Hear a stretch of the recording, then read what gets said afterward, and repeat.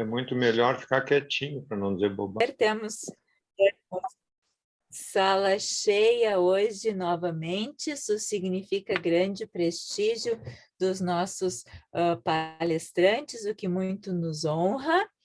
E hoje eu gostaria de iniciar apresentando, dando as boas-vindas para o Rabá, para o nosso palestrante, para o nosso querido amigo, Dr. Cláudio Wolff, que vai conversar hoje conosco de uma forma diferente, e eu achei bastante interessante essa nova dinâmica entre perguntas e respostas sobre como surgiu a Cibra, como a história acabou sendo feita, acabou sendo construída. Acho que muitas vezes a gente discute outros assuntos que, enfim, são extremamente interessantes, e a gente perde um pouquinho, às vezes, do fio da meada do início da história, né? Então, acho que hoje é uma boa oportunidade para a gente poder recuperar essa nossa história. E então eu quero apresentar, para quem não conhece, eu tenho certeza que nós temos pessoas assim, doutora Márcia, doutora Tânia, doutora Fábio, doutor Norberto aqui, né? Pouca relação, tem doutora Irene ali, pouca relação tem, né, com o nosso palestrante de hoje, então eu vou apresentá-las todas a ele, assim, mais intimidade. Então, Dr. Cláudio Wolff é médico, membro da Cibra desde os anos 50, foi fundador da Razit, em Porto Alegre, em 1961, presidente da Cibra entre 67 e 69, membro de vários conselhos e diretorias da Cibra, e também colaborador em publicações da Cibra desde anteontem, né, desde 1956. Não faz pouco tempo, e hoje nós temos o áudio aberto, e somos todos extremamente bem-vindos a fazermos perguntas ao Dr. Cláudio, que inicia agora a sua fala. Bem-vindo, meu amigo. Muito obrigado. Eu estou muito contente em poder conversar particularmente esse assunto, porque, como a gente diz, eu sou da Cibra de berço. E dos seus 85 anos, eu estou aí há quase 80, breve. Então, é bom poder falar de algo do qual a gente faz parte, e, como eu vejo aqui, muitos fazem parte há muito tempo, outros são rostos novos, o que mostra que a gente cresce, que a gente desenvolve, e vejo tanta gente que eu quero dizer que certamente tem muito mais a ver com o assunto do que com outra coisa, porque a Cibra faz parte da história das comunidades, não só daqui, mas brasileiras. Sempre foi um lugar onde se trabalhou muito, desde a sua fundação, da qual, por óbvio, eu só tenho alguns escritos, algumas leituras, e que foi lá no longínquo 29 de agosto de 1936, recém completamos 85 anos. Então, para tornar mais dinâmico, talvez, e achando que os interesses são variados, eu me ponho à disposição. Eu fiz, naturalmente, um esquema aqui para me referir a vários temas sobre a Cibra, do jeito como eu a vivi. Eu não sou um historiador, mas eu posso provavelmente contar algumas histórias minhas dentro da Cibra. E é esse o meu propósito. E eu fico à disposição. Eu gostaria muito que a gente pudesse conversar, eu receber perguntas e respondê-las, porque certamente todas estarão dentro do assunto, algumas eu saberei responder, outras alguém vai me ajudar a fazer. Estou aí. Simone. Berta? Berta, boa noite. Boa noite, querido. Como eu sou nova na Cibra, né? Porque eu sou idosa. Mas eu gostaria que tu falasse assim o teu trabalho nesses anos todos na Cibra, por ela estar sempre assim pujante. É isso, obrigada. Bem, é um pouco curioso, mas a lembrança mais remota que eu tenho minha dentro da Cibra se reporta a um domingo de manhã, antes de uma aula dominical, e eu era recém-alfabetizado, e a turminha, como eu, que ficava esperando o início da aula, ficava correndo na calçada em frente à então sede da Cibra, que também era a residência da família Blumenthal. A Grete e o José sabem bem a que eu me refiro, porque era a casa deles e dos pais. Mas nós corríamos de frente daquela calçada e na casa ao lado tinha um cachorrinho peludo, branco, um peludo enroladinho assim, pequenininho, daqueles que corre bastante, que faz um alarido quando vê um monte de crianças correndo ali pela rua. E o fato é que o cachorrinho, de alguma maneira, não gostou quando provavelmente nós cruzamos a fronteira imaginária dos dois terrenos e resolveu correr atrás de nós. Eu acho que eu era meio devagar na corrida e ele pegou na minha cintura. Eis que eu fui mordido pelo cachorro vizinho da Cibra, que deixou umas marquinhas vermelhas na camiseta branca que eu usava naquele momento. Mas logo veio o seu Max, que fez um curativo, lavou e disse: agora vamos para a aula e vamos aprender. E, de fato, isso ficou na minha memória. Eu acho que é a mais antiga lembrança que eu tenho minha no ambiente da Cibra. Eu fui lá, eu esperei aula, eu brinquei, eu fui acolhido, eu fui cuidado, eu recebi a aula e ficou na minha memória como uma coisa muito boa. Então, em termos assim da lembrança mais remota, eu acho que eu tinha ali 5, 6 anos, eu queria começar relatando isso aqui. Acho que eu não respondo a tudo, Berta, mas não é essa a ideia, porque temos muitas coisas aí falando à medida que elas forem surgindo. Não, muito obrigada. Valeu. Um abraço. Outro. Gostaria, não sei se posso... Por favor. É o Ismar. Oi, Ismar. Tudo bem?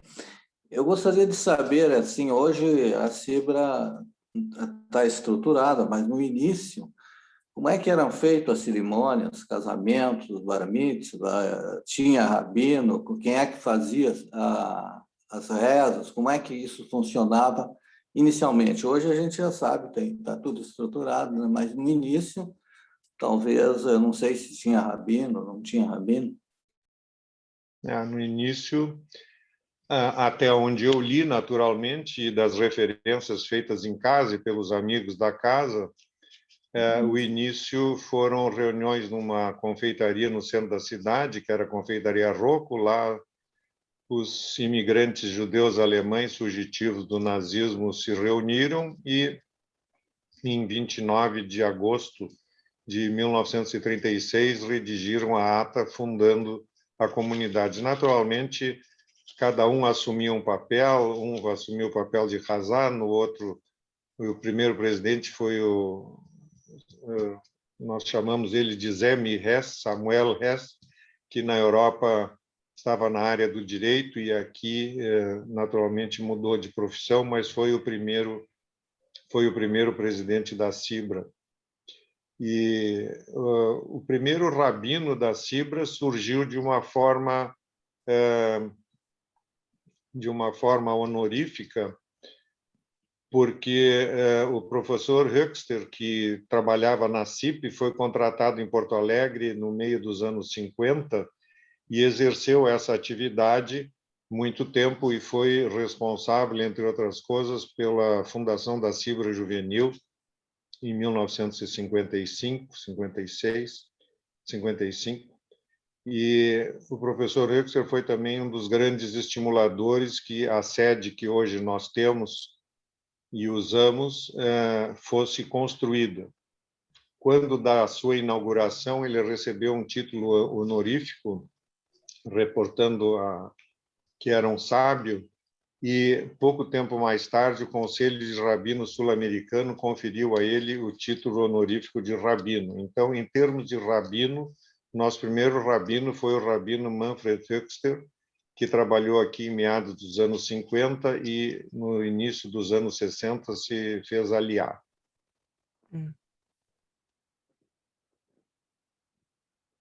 Depois nós temos uma sequência de professores e rabinos que vieram para Sibra e que eu devo lembrar que em 1973, portanto,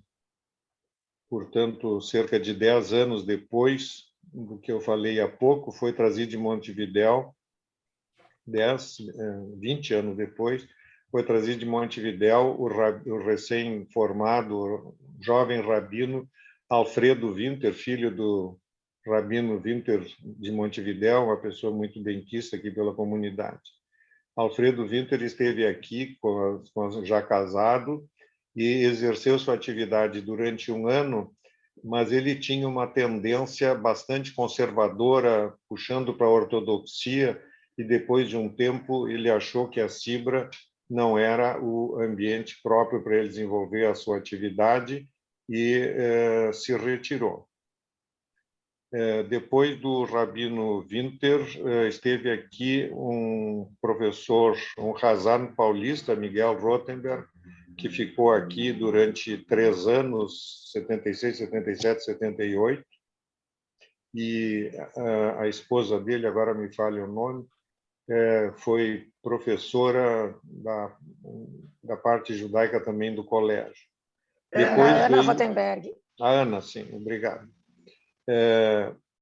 Depois veio o rabino falecido há um ano atrás, Alejandro Lilienthal, que aqui conosco ficou de 1987 a 1992, realmente inaugurou uma nova era de atividades de projeção dentro da comunidade maior. Ele, quando veio para cá, era solteiro e era uma pessoa muito socialmente muito benquista e muito relacionável, e foi uma época marcante. Outras também o foram, mas certamente ele iniciou nos fim dos anos 80 essa era que hoje nós continuamos a viver. Depois veio durante 2 anos o rabino Sérgio Margulis, que depois, em 96, se transferiu para a Ari, no Rio de Janeiro, onde permanece.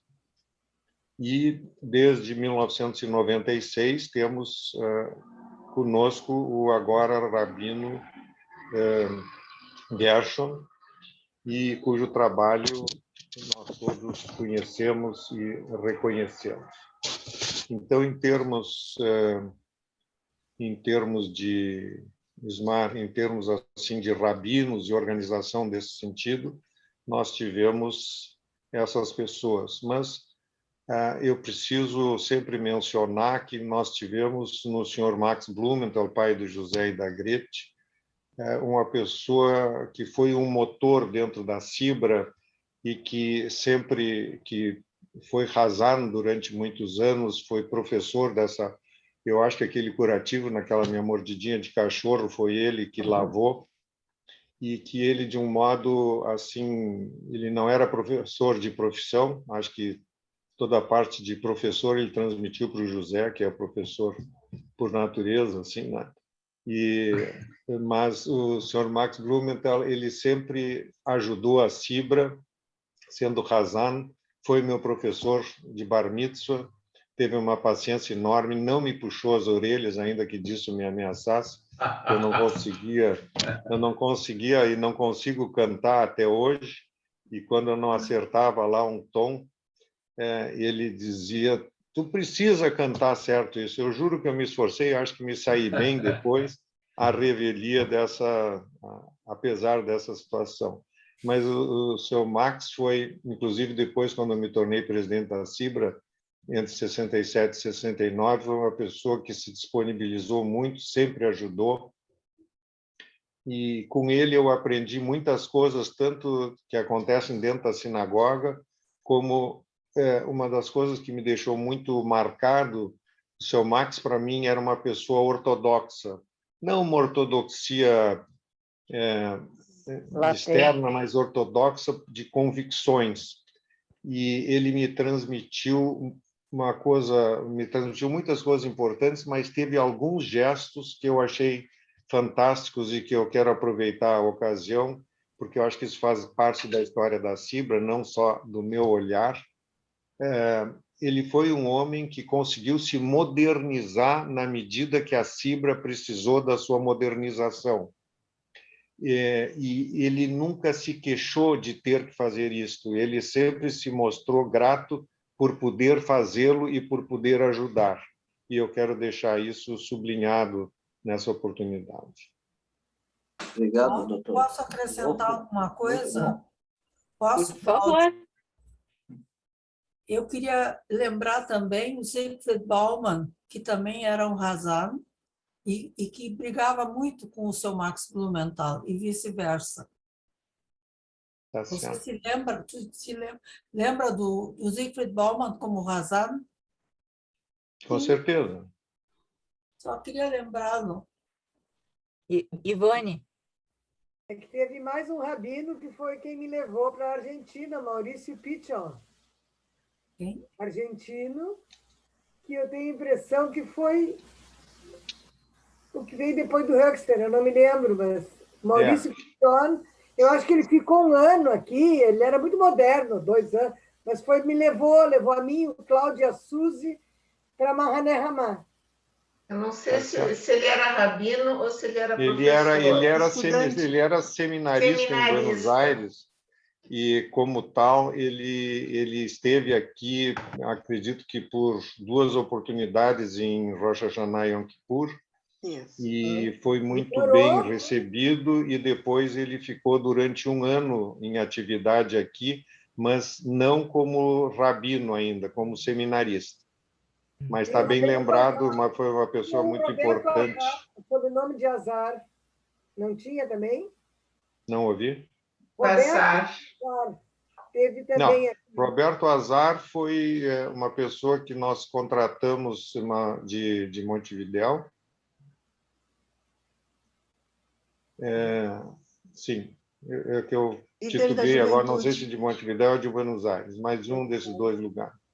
E o Roberto Azar veio para cá trazido na nossa gestão entre 67 e 69, mas com a finalidade específica de atender a juventude.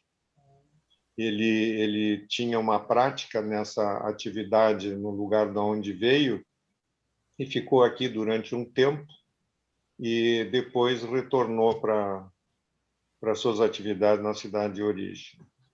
É a época que me pegou aí. Que atividades ele desenvolvia com a juventude, Cláudio?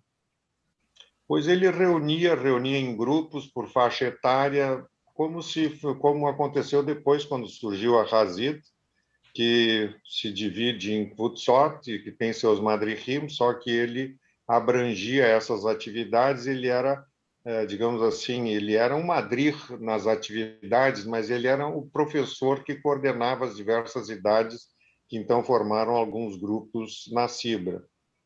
E dava aulas e fazia tiulim, enfim, essas práticas habituais.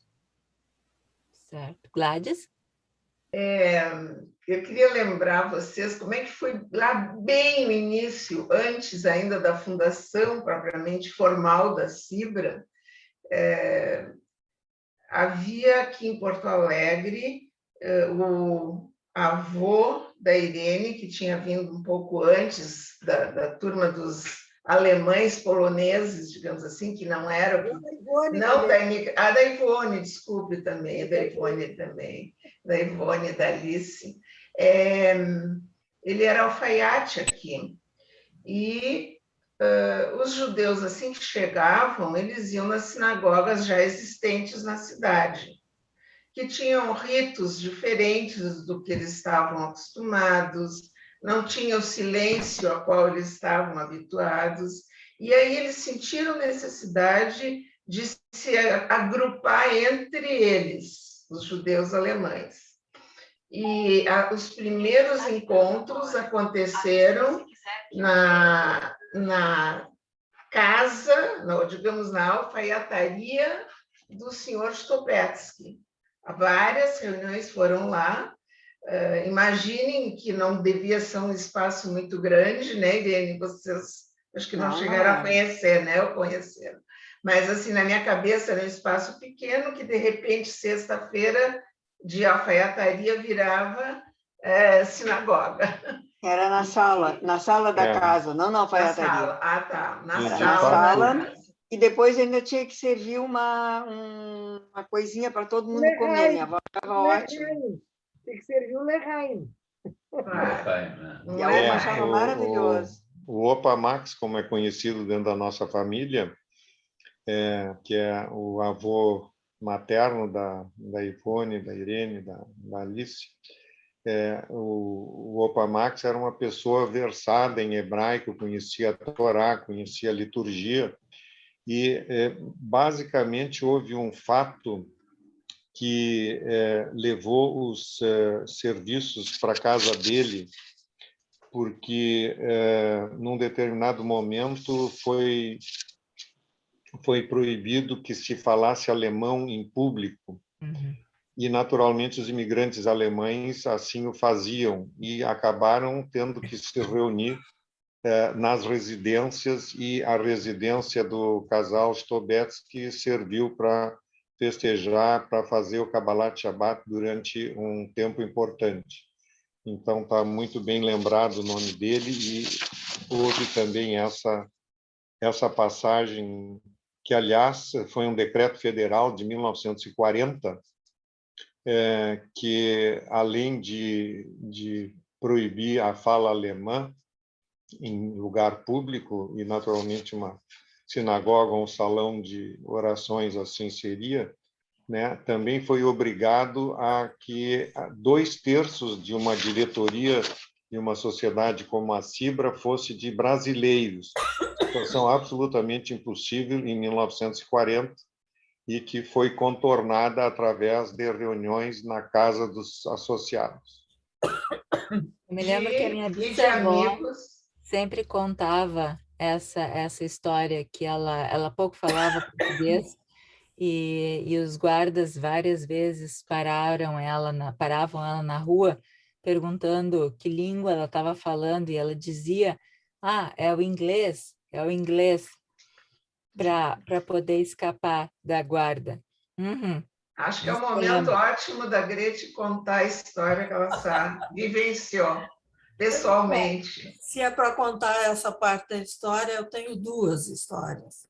Uma delas era que nós caminhávamos, a minha mãe e eu, subindo a então Rua Esperança, e do outro lado vinha uma senhora que viera no nosso navio, no mesmo navio, e ela só falava alemão. E a minha mãe e ela começaram a conversar na esquina da Vasco da Gama com a Rua Esperança, hoje Miguel Tostes. E saiu um guarda de dentro do armazém, pegou a minha mãe pelo braço e disse: "Sua vagabunda, tu quer ir para cadeia?" Bom, eu saí correndo, deixei a minha mãe abandonada. Ele não levou. A outra história, gente, é que eles se reuniam na parte da frente da Cibra para jogar cartas. O avô da Gladys também. Era um jogo chamado Skat, e eles falavam em alemão. E quando eu me lembro do cara que fez, não sei se o José se lembra, o cara que denunciou para a polícia. E a polícia veio naquele dia ali para prender. E na hora ele começa... Hein? Porque esse jogo tinha um leilão antes de começarem. Cada partida tinha tipo de um leilão E que Exato. eles gritavam alto. Exatamente. Aí eles valor começaram a traduzir as palavras em português. Só para... O meu pai foi preso, véspera de Yom Kippur, ficou na cadeia até o dia seguinte, já tinham preparado comida para ele comer ali, para poder fazer o jejum, e aí o Weisfeld e o Kurzweil conseguiram libertar o meu pai. Eles foram acusados de nazistas por É. estarem falando alemão. Que gente culta. Então, na Alemanha, Veja você, acusado de quê? presos por serem judeus e aqui presos por serem alemães. Essa proibição do governo Vargas se referia a todos os idiomas dos países do eixo, né? Não era só... Italiano e japonês também. Exatamente. Tá, Cláudia. Ou seja, abrangia a maior parte dos imigrantes que estavam chegando e que por aqui circulavam, né? E essa história que a Grete contou, eu acho assim fundamental para a gente entender o que é um cidadão que não é mais cidadão, porque também nesta época os judeus alemães tinham perdido a sua nacionalidade alemã. Então, eles tiveram que sair da Alemanha por serem judeus, como a Grete disse, passaram alguns anos sem cidadania oficial e aqui ainda foram perseguidos por serem alemães, entre aspas, né? Muito tempo depois é que eles conseguiram, aos poucos, se nacionalizar como brasileiros. Daí, Cláudia. Muito bem.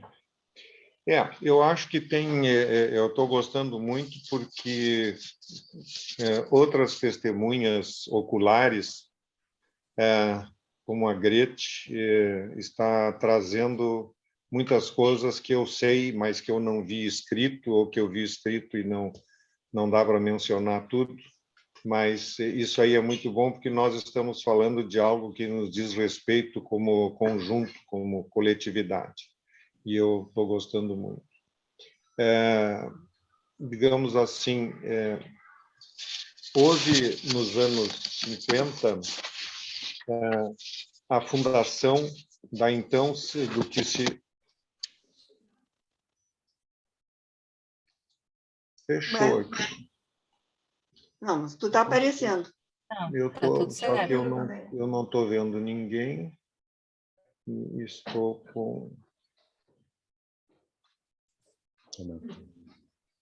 Só um pouquinho, pessoal, que houve uma dificuldade. Não, houve... Entrou nessa tela. Deixar de somar isso aqui.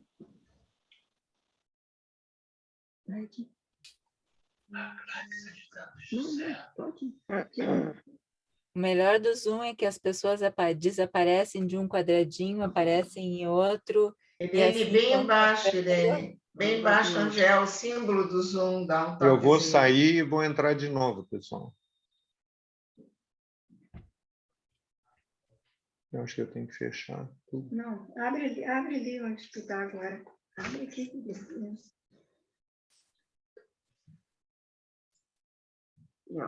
Ó,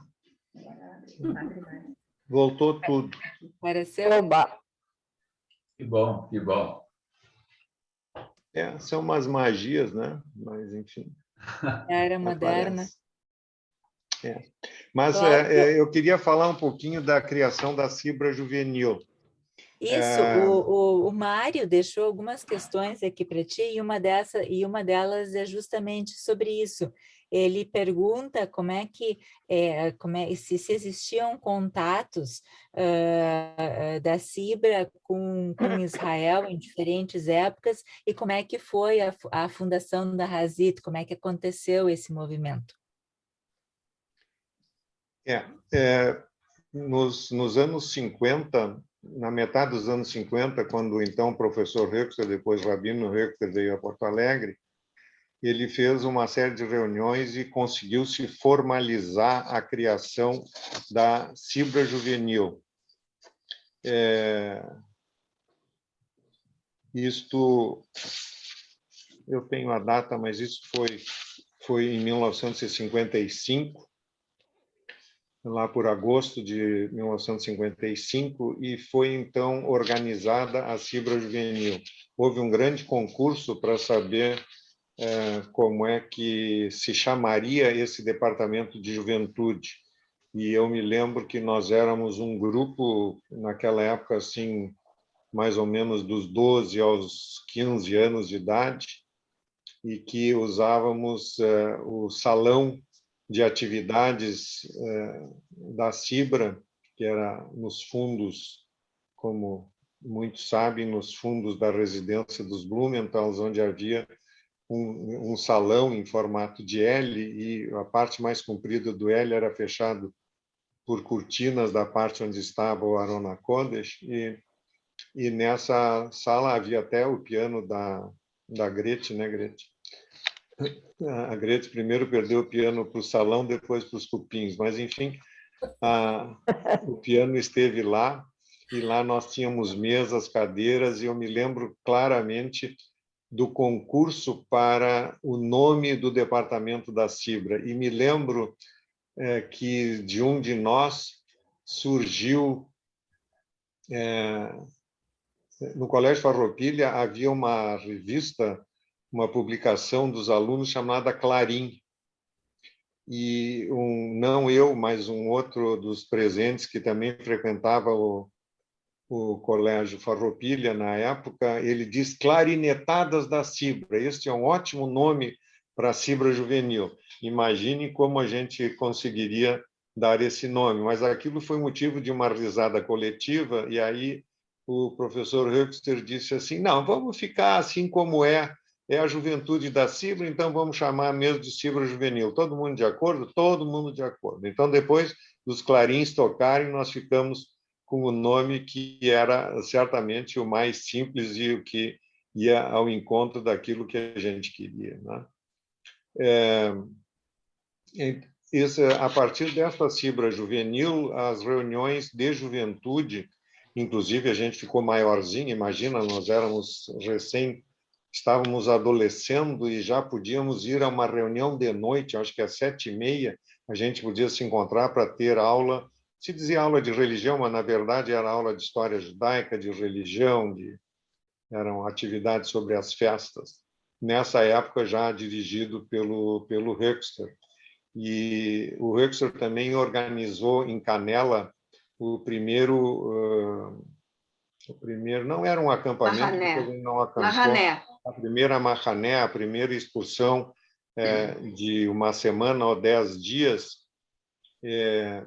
e isto foi em 55, nos anos 55, 56. Vejam como a Cibra, cerca de 18 anos depois, 20 anos, 18, 19 anos depois de criada, tinha uma atividade muito...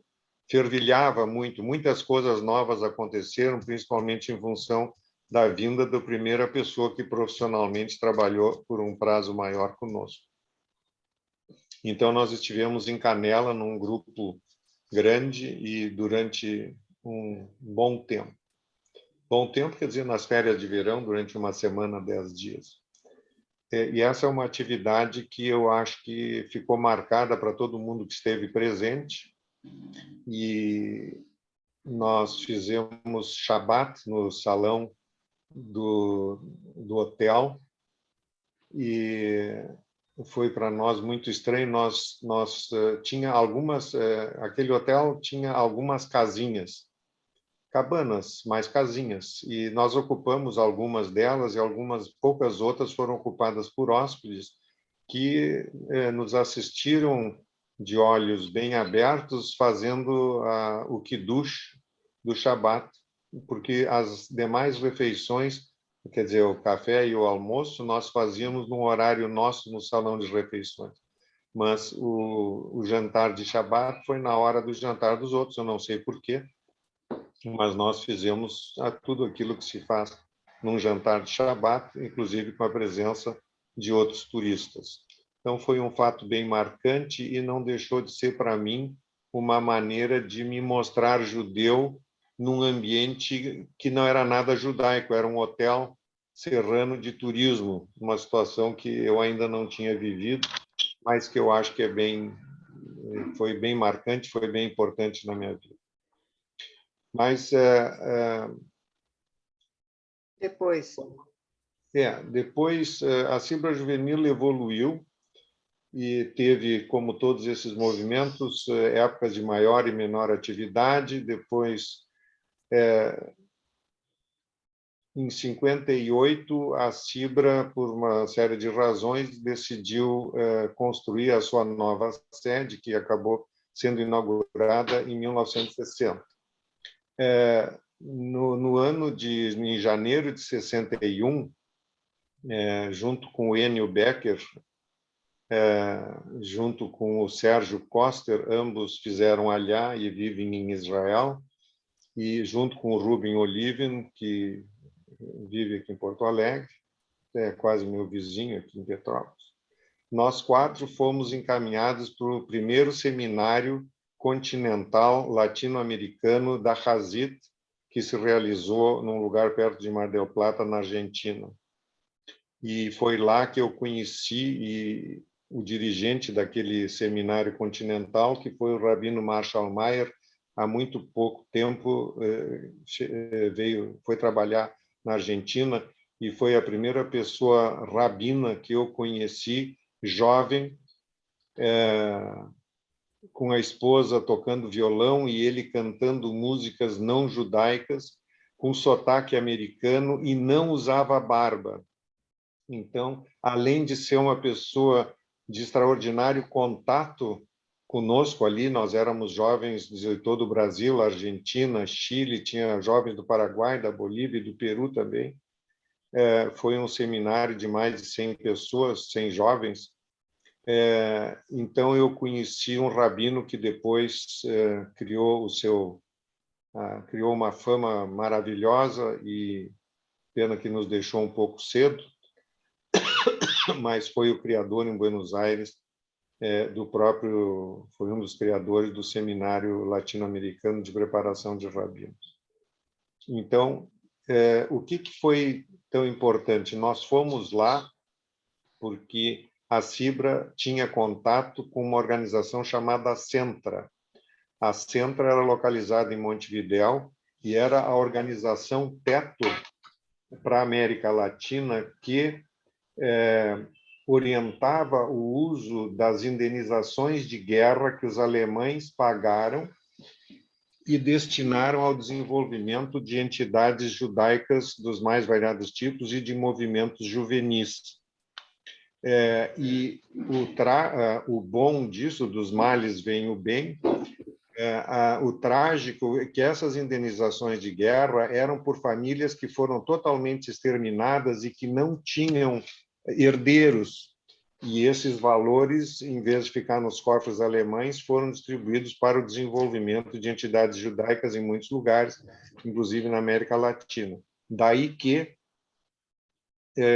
foi organizada a Hazit em Montevidéu, que foi, acredito que a primeira na América do Sul, e a Centra também em Montevidéu começou a espalhar essa ideia de ter uma entidade juvenil não partidária, sionista, mas não partidária, ou seja, não vinculada a partidos políticos, e desenvolveu, e com isso a Cibra tomou conhecimento. O Sr. Klaus Oliven se empenhou pessoalmente em que jovens daqui fossem. Então, nós 4, que eu mencionei há pouco, estivemos lá como representantes da Cibra Juvenil, e de lá voltamos.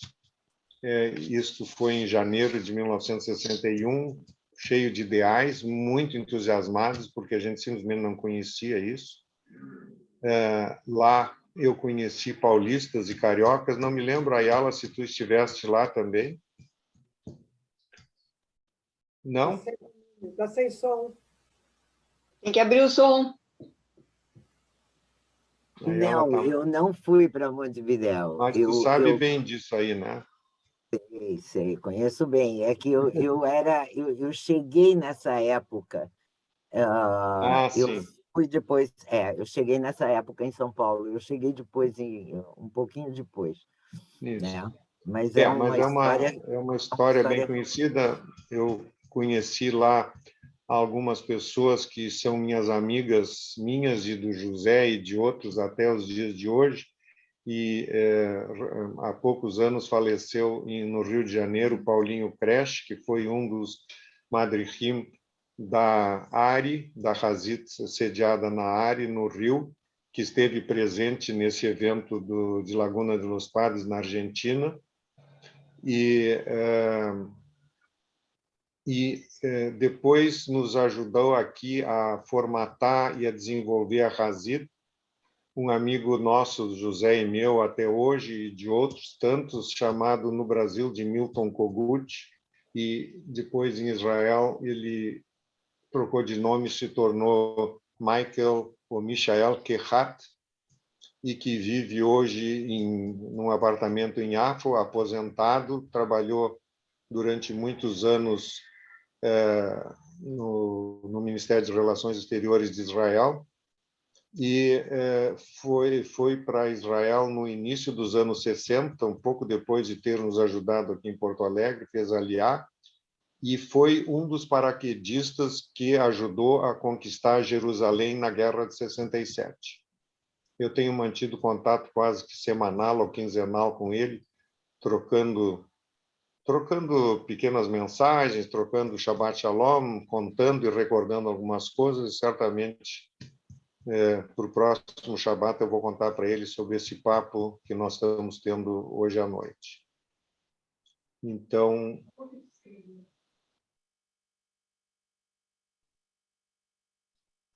eu estava te ouvindo falar. 48 anos da guerra do Yom Kippur, né?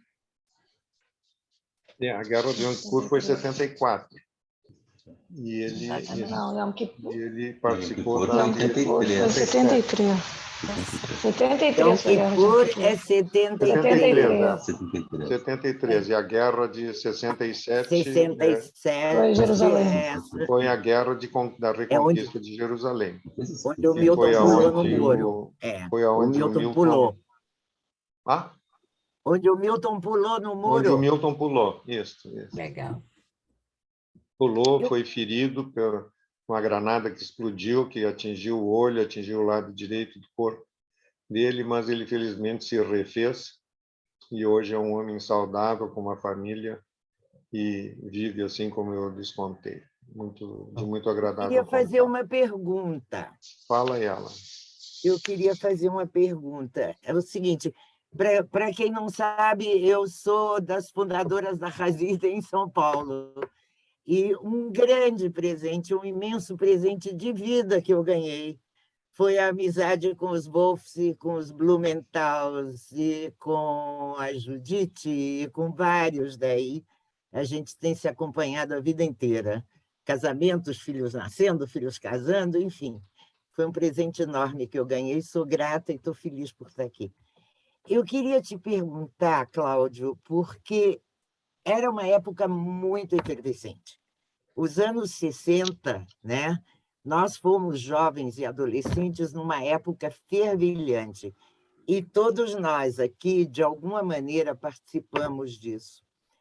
De que maneira isso influiu, colaborou, abriu os teus horizontes, a tua atitude na tua profissão de médico, que você exerce tão lindamente, na parte ética, política, judaica, porque o nosso judaísmo é muito especial, eu acho ele muito bonito, e eu acho que parte disso vem dessa época. E se você acha, como é que os jovens hoje, se o movimento juvenil ainda tem, na formação do jovem, essa importância, essa coisa bonita, saudável, emocionante que a gente teve? Pois é, eu vou te dizer assim, Ayala, eu acho que sim, e eu acho que muito forte. Nós temos os nossos 3 filhos foram... A Tânia fez parte da refundação da Hazit em 83, porque a Hazit em Porto Alegre também, por causa da época da época do regime militar e da sua legislação restritiva, acabou assim que no fim dos anos 60 ela adormeceu e foi reativada com a geração da Tânia. E depois da Tânia, a Márcia foi uma pessoa muito ativa e uma outra liderança na Hazit, e depois o Fernando foi. Hoje em dia, o filho da Tânia está indo na Hazit. Então, e eu vejo que a Hazit se reúne, embora a Hazit tenha se originado a partir da Cibra, ela nunca pertenceu à Cibra e nunca pretendeu que assim o fosse. A Hazit é um movimento independente que teve sua sede e em dado momento, acho que foi nos anos 70, não é, José, que tu presidiste a mantenedora do Colégio Israelita e conseguiu que a mantenedora, que o Colégio Israelita permitisse que a sua sede fosse usada como sede da Hazit Porto Alegre. E a firma Getal, da família Thalheimer, construiu uma casa no pátio, algumas salas de atividade no pátio do Colégio Israelita, e com isso centenas de jovens passaram a se reunir aos sábados à tarde. E esse tipo de atividade permanece e continua hoje. As restrições, naturalmente, do momento também restringiram as atividades de grupo, mas a Hazit voltou a se reunir há poucas semanas, desde há poucas semanas, e se mostra absolutamente viva. Eu acho que os valores éticos, que foi uma colocação que tu fizesse, aí ela continuam, porque eu acho que quando esses valores não existem, eu estou falando basicamente dos valores éticos judaicos, né? Quando esses valores não são devidamente usados ou não fazem parte do caroço do movimento, não há por que qualquer movimento juvenil sobreviver. E ele está aí, está vivo, e cada vez crianças novas, porque, claro, tem o turnover natural da idade, continua sendo uma concentração de crianças entre os 6 e poucos anos depois do Bar Mitzvah, né? O início da universidade, e aí o movimento juvenil tem os seus limites de idade. Mas eu acho que o movimento juvenil Hazit, Anor, em Porto Alegre, é um movimento vivo, é um movimento respeitado e respeitoso, e a experiência que eu tenho em casa, por assim dizer, através dos filhos e dos netos, mostra que ele continua e que ele é muito bom. Não sei se eu te respondo, mas é assim que eu sinto. E acho que isso não é só uma impressão minha, mas outros aqui estão presentes que têm oportunidade dessa boa experiência.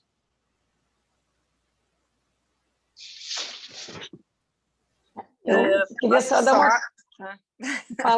Pode falar. Não, é só uma questão histórica, já que, né, o pai está falando um pouquinho da reconstrução. Pai, foi na década de 80, como tu dissesse, que a gente conseguiu assim se organizar como um grupo e através de um Shelir, então, trabalhar um pouco a identidade do que a gente queria e reorganizamos a Hazit, e não na década de 70. Então, eu não sei quando é que o tio José foi o presidente, mas a nossa atividade de reorganizar, de reavivar a Hazit, foi na década de 80. E a casinha da Hazit, o sniff da Hazit, que era uma casinha de madeira, né? Enfim, com teto de zinco, mas bem firme. Ela foi doada pelo tio Ernesto Thalheimer na época, né? E, enfim, através da Getal, como tu disseste. E ficou lá até que o colégio começou a ter que reformar a sua própria... Como a gente chama, enfim, o colégio começou a fazer reformas no seu pátio, essa coisa toda, mas ficaram décadas, foi mais de década que aquela casinha ficou sendo, então, o sniff da Hazit, né? É isso aí. Tem toda a razão na correção. A Cibra Hazit foi reativada em 83, Tu disseste. E nesta revistinha aqui, que talvez vocês consigam ver. Foi mais pertinho. Chamada Tenoir. Esta é a revista comemorativa aos 30 anos de reorganização da Rasita em Porto Alegre. Então, ela foi reorganizada a partir dos anos 81, mas foi reorganizada formalmente em 83 e em 2013 ela comemorou seus 30 anos de refundação.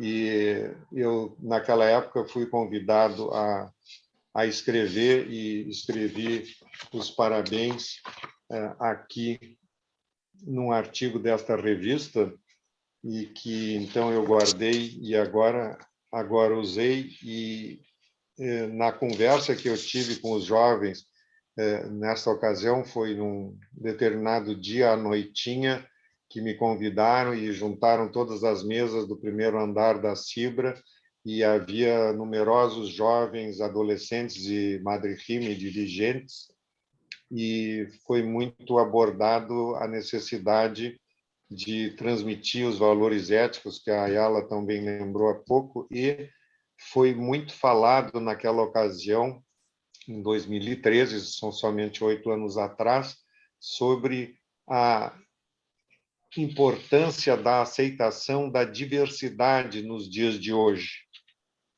Isso me impressionou muito, porque eu cheguei lá sem pensar nisso, embora tivesse oportunidade, dentro desse assunto, em várias atividades sociais, assim. Mas esse assunto foi especificamente abordado naquela ocasião, e depois, quando me pediram para escrever um artigo para essa revista comemorativa dos 30 anos, eu escrevi e terminei desejando que pudessem continuar cultivando as tradições, cultivando a ética e cultivando. E é uma coisa para a qual a gente tem que se educar, a gente tem que se dar conta da diversidade, do respeito à diversidade, e, com isso, crescer. Então, eu fiquei muito impressionado há poucos anos atrás, nessa reunião, e deixei registrado nesse artigo que está nessa revista.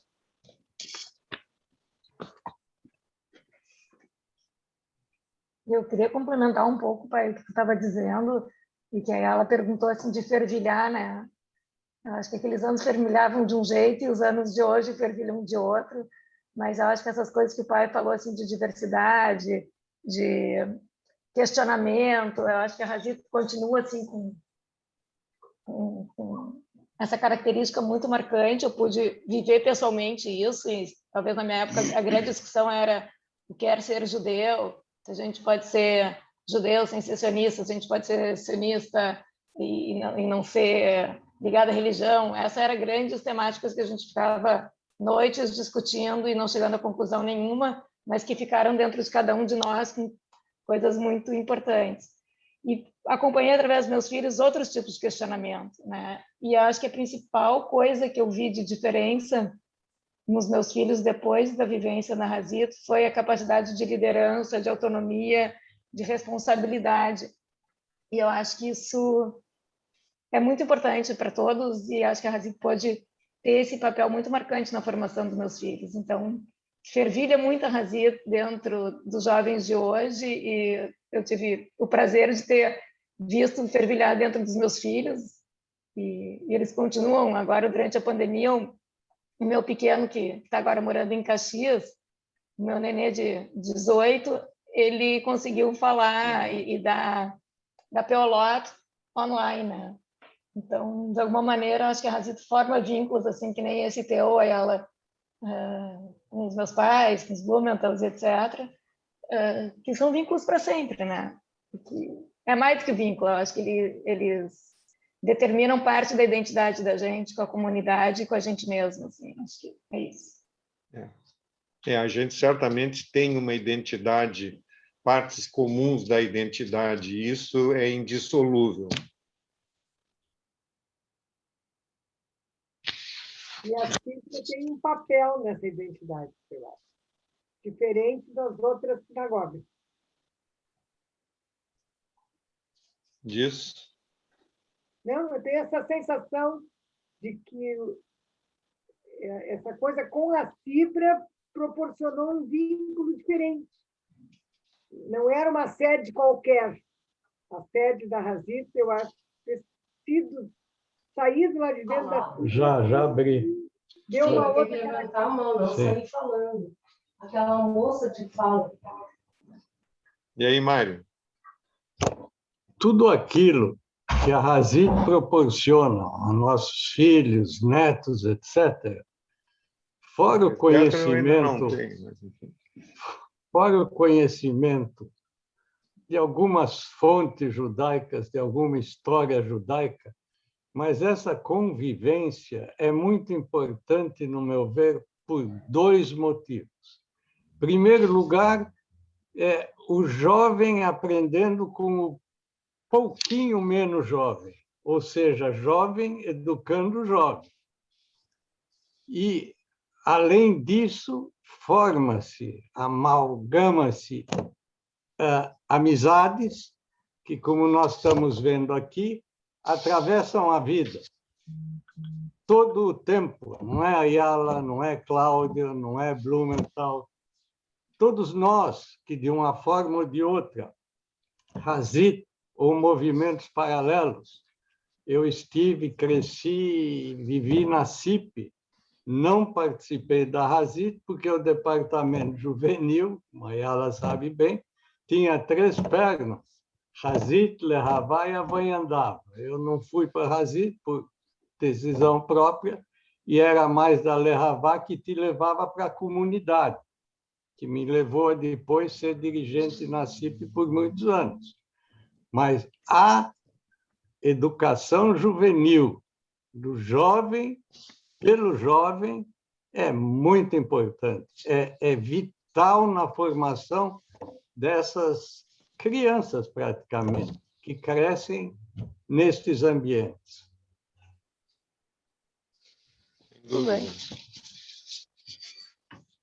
Cláudio, conta um pouquinho para nós como é que foi essa união das várias subsedes, vamos dizer assim, da Cíbra, quando era na Confeitaria Rocco, no Baltimore, como é que ocasionou, assim, como é que aconteceu a Mariante ali? Não. Tem um engano aí. No Baltimore era o Círculo Social Israelita. A Cíbra era uma casa ao lado do Círculo. Ela nunca foi no Baltimore. Eu, aliás, mandei uma correção para o pessoal da Cíbra, porque no histórico constava como círculos, como Altos do Baltimore, e não é verdade. Isso é importante para a memória ser mantida, né, Gratidão, certo? Tu fizesse uma pergunta, Simone, como é que nós fomos parar na Mariante, é isso? Isso. Como é que essas subsedes, vamos dizer assim, se uniram? Eu acho que foram os lugares de encontros, né? E que funcionaram como sedes temporárias, e a mais longa dentro da qual eu nasci foi a Cíbra da Rua Esperança. E então, para mim, nunca houve subsedes, para mim sempre houve a sede. A sede era no salão, nos fundos do terreno onde viviam os Blumenthals, que era uma casa que foi cedida à Cíbra pelo Dr. Alexander Prager, que era o proprietário, e que teve grandes méritos da gente poder ter um lugar durante todos os anos. Eu fiz bar mitzvah nesta sede. Eu me lembro que esta sede a gente entrava e à direita tinha a parte dos homens, à esquerda, que era o salão também de outras atividades, quando estava montada diferente, era das mulheres. À direita havia 2 colunas de 4 cadeiras fixas, tipo cadeiras de cinema da época, só com a bancada para a gente poder botar o livro. Tinha 16 de cada lado, um corredorzinho no meio.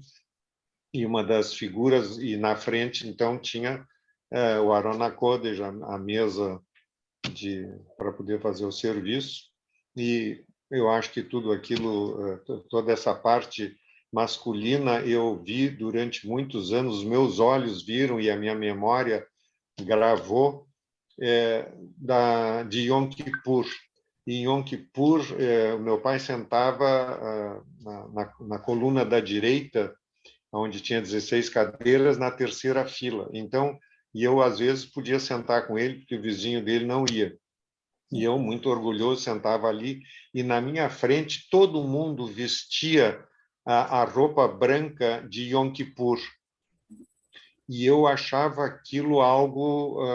eu não sei dizer para vocês bem o que eu achava, mas não era o meu chão. Aquilo ali era algo muito misterioso, que as pessoas vestiam e apareciam de branco. Para mim, branco eram os anjinhos que faziam primeira comunhão das meninazinhas que moravam na rua onde eu morei. Eram as únicas assim, vestidas de branco que eu conhecia.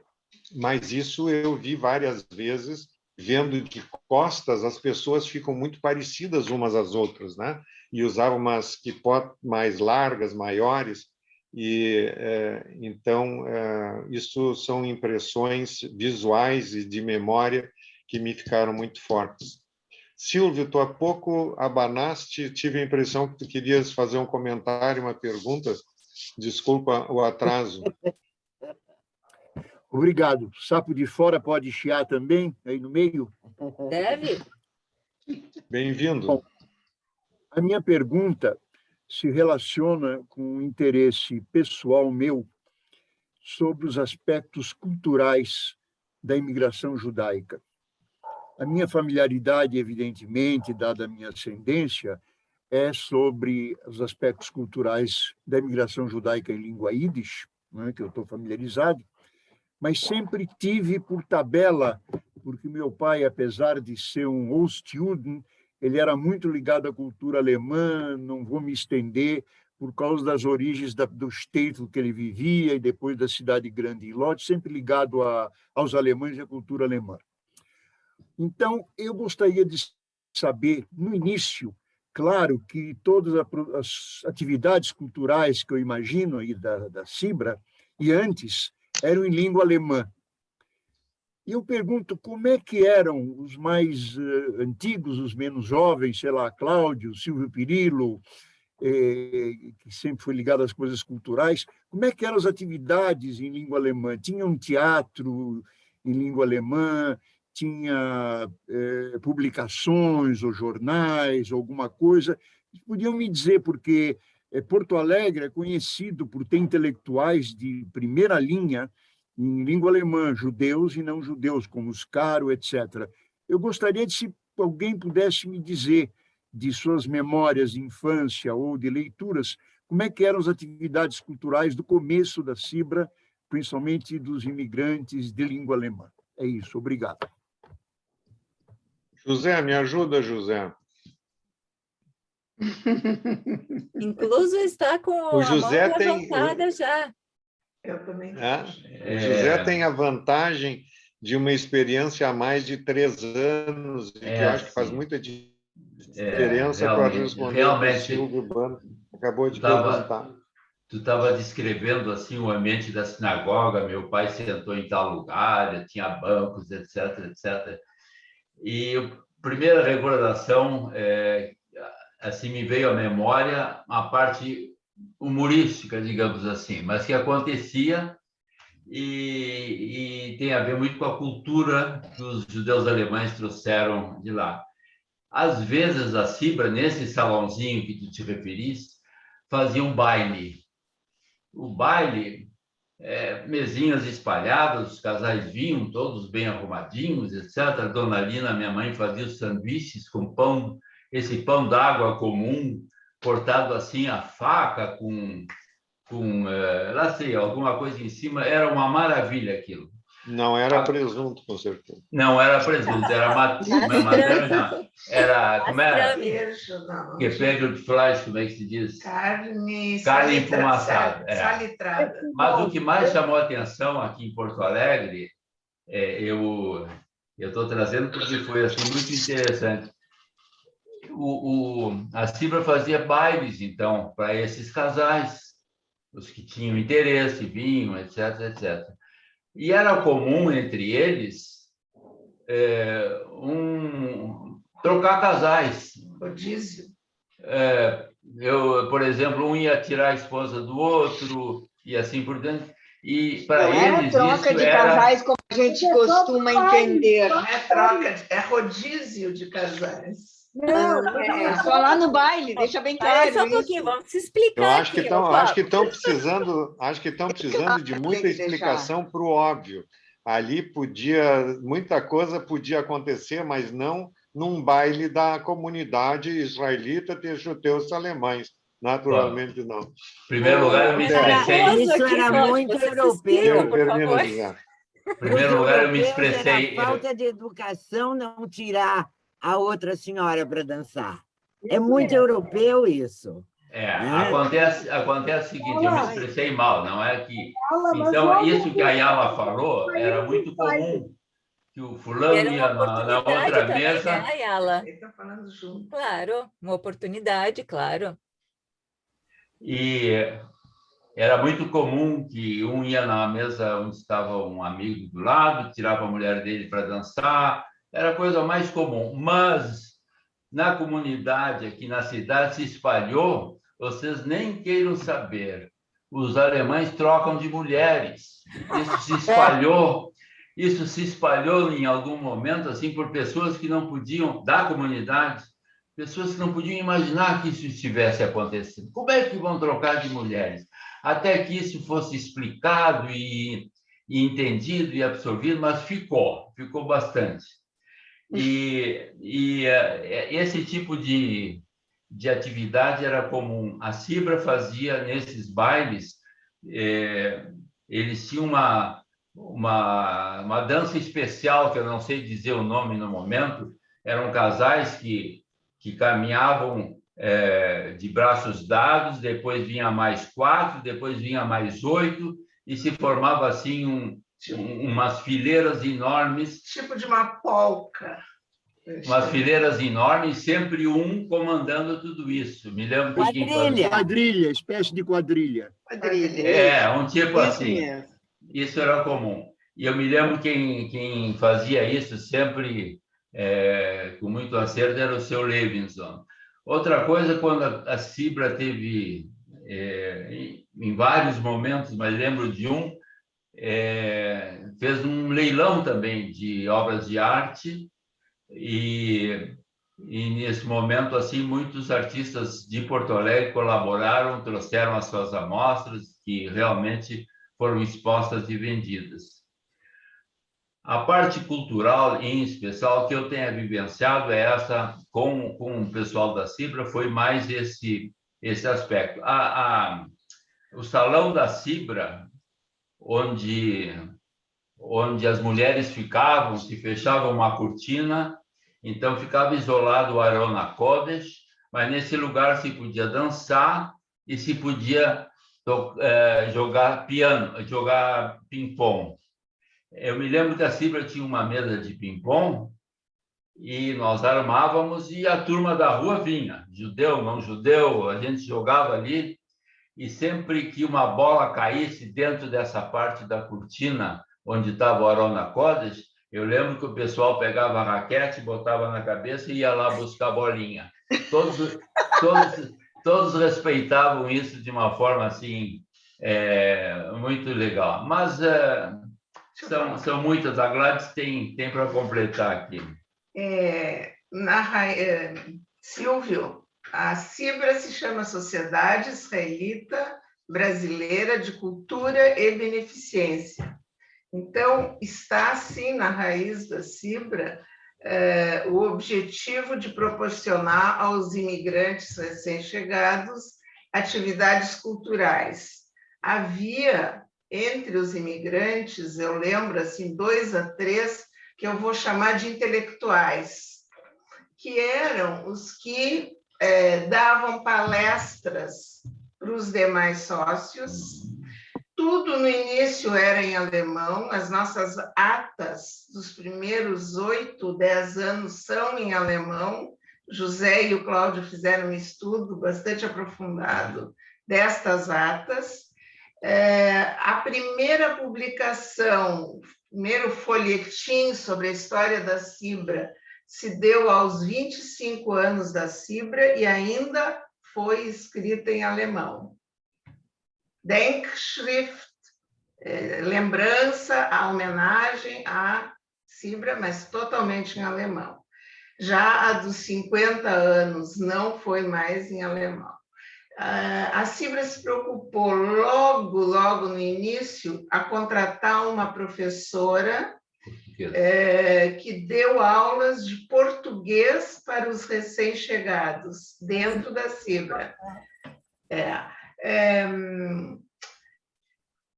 uma irmã do Weissfeld. Exato, dona Luísa. Mas o importante, assim, houve sim uma preocupação em fazer atividades de música. Havia uma biblioteca dentro da Cibra. Aliás, existe ainda essa biblioteca? Sim, existe ainda. Antigos livros em alemão? Sim, vários livros, inclusive de reza, que eram transliterados para o alemão. Existia, então, palestras. Além dessa parte social que o José se referiu, eu estou lembrando também de aulas de hebraico que foram propiciadas aos seus sócios. Teatro, você não lembra, por acaso? Teatro em alemão, tipo cabaré ou teatro dramático? Havia teatro Yiddish na cidade, mas não especificamente dentro da Cibra. Havia sócios da Cibra. Eu tenho uma tia que veio da Polônia, uma cidade fronteiriça com a Alemanha, que fez teatro Yiddish na cidade. Em Porto Alegre? Em Porto Alegre. Eu acredito que um dos primeiros teatros Yiddish do Brasil Você tem material dessa sua tia ainda guardado? Não tenho, mas eu sei que o Marc Chagall tem reportagem, tem estudo sobre isso, Instituto Cultural Judaico Marc Chagall, que você conhece. O teatro Yiddish, só um parênteses, o teatro Yiddish, eu assisti desde a primeira turma que vinha se apresentar aqui, era tudo no Teatro São Pedro. E quem tem alguma coisa escrito é a Gutfriend, como é o nome dela? A Ieda Gutfriend. A Ieda tem. Ela tem. Ieda Gutfriend. Outra coisa... Sobre teatro Yiddish em Porto Alegre, é isso? Eu me interessaria, se pudessem me mandar esse material, me interessaria. Eu gostaria de voltar um pouquinho para o tema central, assim, né, que para ficarmos um pouco na ideia assim das vivências na Cibra. Essas contribuições todas elas vão completando e vão ensinando muitas coisas. Mas só para te dizer, Silvio, assim, o teatro Yiddish eu nunca assisti e não entendo, infelizmente, mas eu quero dizer que na minha bar mitzvah, que foi em 1955, e ainda, por óbvio, foi na Cibra Velha, como a gente chama, sempre o bar mitzvando faz um pequeno discurso de agradecimento, que começa com a família e termina com quem ensinou. Eu fiz esse discurso em 2 idiomas, em português, naturalmente, e naturalmente em alemão. De modo que isto, em 1955, ainda muitas coisas eram feitas em alemão. Eu acredito que aconteceram prédicas em alemão na sinagoga, e um dos autores dessas prédicas, e que era um homem muito dedicado, era o senhor Bruno Filipe, e que, vamos dizer assim, no Iskor de Yom Kippur, sempre era ele que, além de fazer as orações, dizia palavras de recordação e que tinham a ver Então, com um momento... Em alemão. Né? Em alemão. Bueno, o que mais você sugere? Eu acho que a ideia global de Cibra todos temos e contribuímos, e tem muita coisa a falar, mas também eu acho que nós já estamos convivendo aqui há 1h20 e o prazo previsto é de 1h30, o que não quer dizer que a gente não possa se exceder, mas eu acho que tem algumas palavras assim que eu li e que eu gostaria de um pouquinho mais adiante mencionar. Grete, tu apontaste? Eu só queria acrescentar a importância que foi a Cibra dos imigrantes que chegaram aqui com a língua estranha, um lugar estranho. Foi uma casa, foi uma acolhida, não tem explicação para o significado disso. É só isso que eu queria dizer. Eu acho que nisso aí, Grete, certamente que a entidade teve a sua importância, mas a, entre aspas, coincidência da entidade ser na casa da tua família trouxe... isso é muito importante. A gente ia na casa do seu Max e na dona Lina, ou a gente ia na Cibra e cumprimentava a dona Lina. A gente chegar num lugar onde tem pessoas que nos são próximas por carinho é muito importante, e eu acho que isso foi fundamental na acolhida de pessoas e no bem-estar das pessoas, que a Cibra, durante aqueles anos, estivesse junto à tua família. Mas é que tinha a entidade, as damas de caridade, não era de caridade, as damas da Cibra, que visitavam os doentes. Enfim, não dá para entrar em detalhes. Vocês podem imaginar o trabalho que foi feito. Mas, de qualquer maneira, essa questão afetiva sempre liga mais as pessoas do que simplesmente uma questão, né, mais prática, ou mais... A questão afetiva sempre vem em primeiro lugar. Tu gostaria de contar mais para nós, Cláudio? Não, eu lendo as nossas revistinhas da Cibra Juvenil, eu encontrei uma crônica chamada Como o Vento, de autoria de Maurício Schenker, na página 10 da edição comemorativa pelos 21 anos da Cibra, em agosto de 57, que é uma revista que saiu, inclusive, com essa capa colorida. E o autor dessa crônica Como o Vento é Maurício Schenker, que vive e está bem atualmente. Eu soube através do filho dele, que é um colega, e que, enfim, é um conto, mas que tem uma parte que eu achei assim muito importante, que tem a ver com o hoje de cada um a seu tempo, e inclusive nós, naturalmente. Diz assim: se é bem verdade que o passado nos contém em seus braços, acredito que eles estarão abertos para receber-nos no futuro, sempre em frente.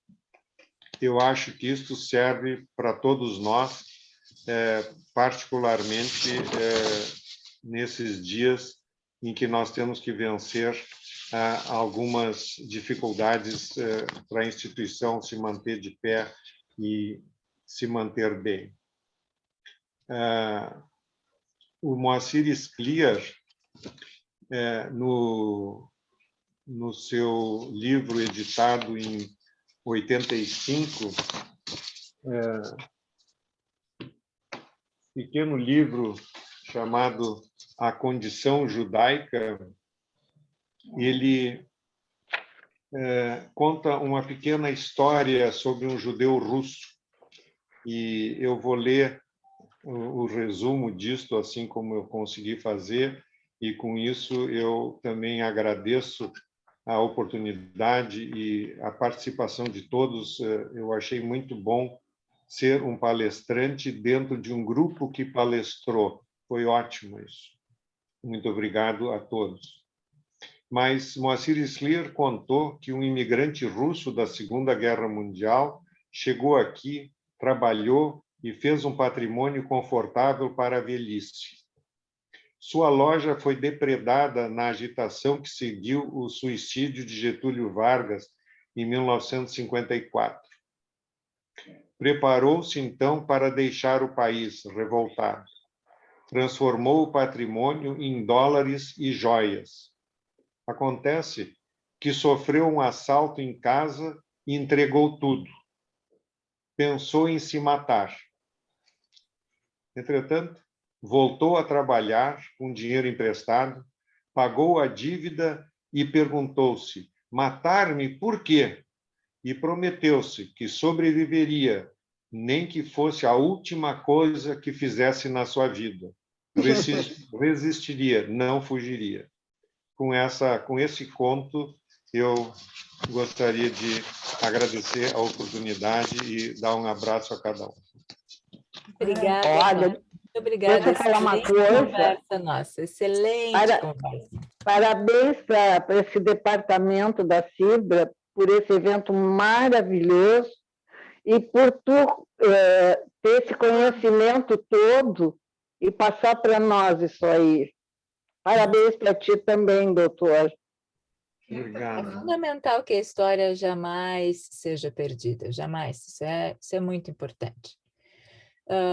Cláudio, muito obrigada. Quero te agradecer de coração pela nossa conversa maravilhosa.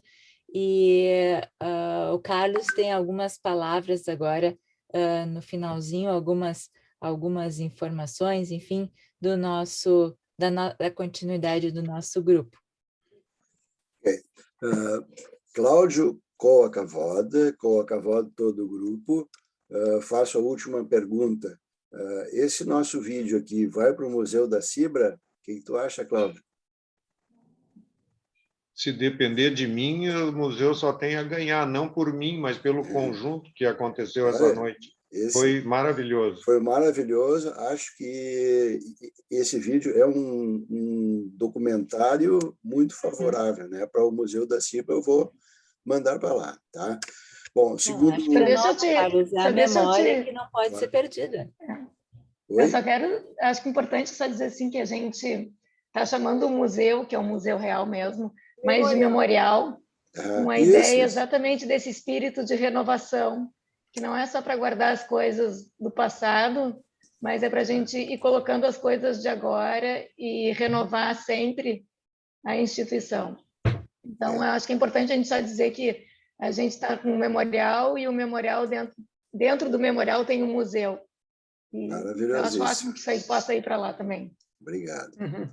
Bom, pessoal, então eu gostaria de anunciar duas coisas, né, dois recados, né? Primeiro, eu queria anunciar o nosso próximo encontro, que o título será Diversidade Judaica, Mosaico Étnico, Religioso e Cultural. Quem vai ser o palestrante, um grande amigo meu, é o Nihad Bassias. Ele possui formação como PhD em Engenharia de Produção, mestrado em Administração, MBA em Inovação Tecnológica e MP. É um Mizrahi de origem e um eterno aprendiz do judaísmo. Nihad é um apaixonado pela riqueza da alma humana. Nihad Bassias é gestor de projetos, escritor, jornalista científico e referência internacional no desenvolvimento de normas ISO, representando o Canadá e o Brasil em comitês internacionais. Atuou como consultor sênior em organizações como Nações Unidas, Unesco, United Nations Office on Drugs and Crime, e atua profissionalmente como diretor de arquitetura de negócios em um dos maiores bancos do Canadá.